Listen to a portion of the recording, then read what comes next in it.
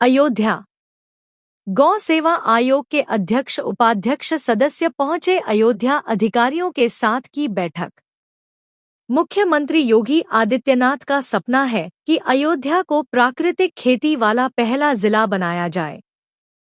हर किसान के पास कम से कम एक गाय होगी और खेती पूरी तरह गोमूत्र गोबर आधारित होगी। अयोध्या आने वाले देश विदेश के श्रद्धालुओं को मिलेगा केमिकल फ्री भोजन। गौ सेवा आयोग के अध्यक्ष श्याम बिहारी गुप्ता ने अधिकारियों संघ की विशेष बैठक। नरेंद्र देव कृषि विश्वविद्यालय में 26 करोड़ की लागत से अत्याधुनिक लैब स्थापित हो रही है। इस लैब में अन्न और सब्जियों की शुद्धता की जांच होगी। प्रदेश में 2 करोड़ 86 लाख किसान हैं, जबकि गौवंश की संख्या केवल 1 करोड़ 90 लाख। योजना के तहत हर किसान को गाय पालनी होगी, जिससे 1 करोड़ से अधिक नई गायों की जरूरत पड़ेगी। गाय पालने वाला ही समृद्ध, गाय के बिना किसान दरिद्र कहलाएगा। दूध, घी, अन्न, फल और सब्जियां ही वास्तविक संपत्ति हैं, बड़ी गाड़ियां और मकान नहीं। सितंबर तक पूरे उत्तर प्रदेश में जो लगभग 7,500 के आसपास गौशालाएं चल रही हैं, उन सबको अलग अलग प्रभारी बनाए जा रहे हैं और गौशालाओं का विजिट होगा। उसी की तैयारी के लिए हम आए हैं कि हमारी गौशालाएं बहुत अच्छी, सुंदर, व्यवस्थित, साफ़ सफाई से पूर्ण हों। जो कमियां हैं उनको भी हम दूर करें, क्योंकि बरसात इस बार बहुत हुई है। बरसात के कारण जो है जगह जगह पानी भर गया है। हरे चारे में थोड़ी उत्पादन आई, कई लोगों को उस ज़्यादा पानी बरसने के कारण गायों के लिए चारे में परेशानी आई है। तो इन सबको लेते हुए आज हम लोग गए हैं। यहाँ का काम जो चल रहा है, प्रशासन का पूरा प्रयास है कि गौशालाएँ अच्छी चलें। और एक बड़ी स्कीम है जो माननीय प्रधानमंत्री जी की national mission for natural farming, गौ आधारित प्राकृतिक खेती का अभियान को हम लोग अयोध्या में बहुत अच्छे ढंग से चलाना चाहते हैं, जिससे देश विदेश के लोग जब अयोध्या आते हैं तो उनकी थाली में केमिकल फ्री वेजिटेबल्स, मोटे अनाज, अन्न, फल, सब्जियां हों, जिससे लोग कहेंगे कि एक अयोध्या तो हमने देखा ही है, लेकिन हमने यहाँ की सांस्कृतिक विरासत को देखा है, लेकिन बहुत अच्छे हमने जहर मुक्त प्राकृतिक हमने खाद्यान्न और मिलेट्स को खा के वो भारत के गुणगान देश और दुनिया में जाके करें। ये हम लोगों का प्रयास है। कहीं कोई कमी मिली है आपको? अब देखिए, जहाँ जाते हैं एक परिवार होता है, थोड़ी बहुत कमी होती हैं, तो उन कमियों को दूर करने के लिए हम लोग आए। जहाँ कमी है उसी को तो दूर करने के लिए हमारा सड़कों पे गाय, जिसकी देखिए क्या है कि जो गौवंश है ये बहुत सफाई में रहना पसंद करता है, जो गंदगी में नहीं रहना चाहता है। तो कोई जो छोटा गौवंश घूम रहा है वो ये चाहता है कि हम रोड पर आगे बैठ जाएं। ट्रैक्टर वाहन चलते हैं, हवा लगती है, मच्छर नहीं लगते हैं।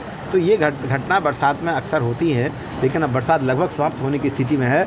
आज हम सारे अधिकारियों के साथ बैठ के ये सुनिश्चित करेंगे कि रोड पर कोई गौवंश हमारा ना रहे, कोई दुर्घटना का शिकार ना हो, कोई व्यक्ति वाहन में चलाने वाला भी, स्कूटर, मोटरसाइकिल, कार वाला भी दुर्घटना का शिकार ना हो, गाय भी हमारी क्षतिग्रस्त ना हो। इन सबको लेके आज हमारी अभी अधिकारियों के साथ मीटिंग है। यदि वो कांग्रेस के बड़े नेता हैं तो कांग्रेस को तो कहने का कोई अधिकार ही नहीं है। इस देश में यदि गौवंश की दुर्गति हुई, किसान की दुर्गति हुई और गाँव की दुर्गति हुई, उसके पीछे जो अक्षम अपराध वो किया वो कांग्रेस वालों ने किया।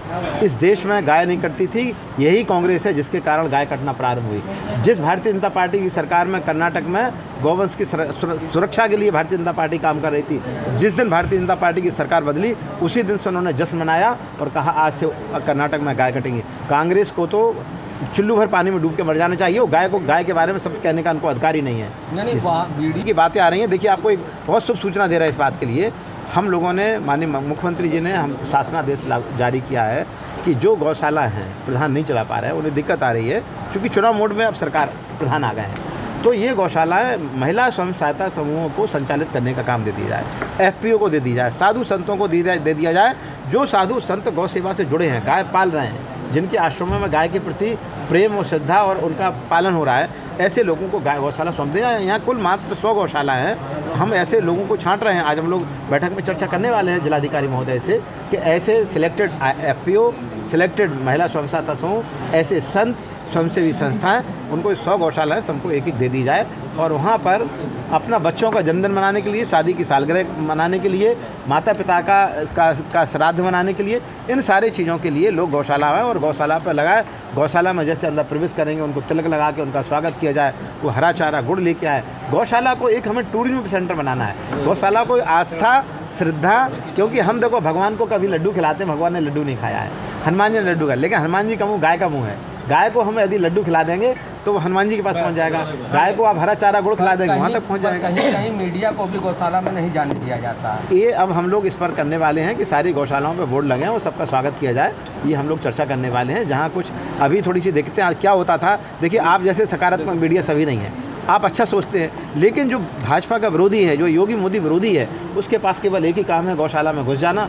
भाई जब गाय 200 हैं, 300 गाय है तो 2-4 गाय तो बीमार होंगी और उन्हीं को केवल लेके हाईलाइट करना।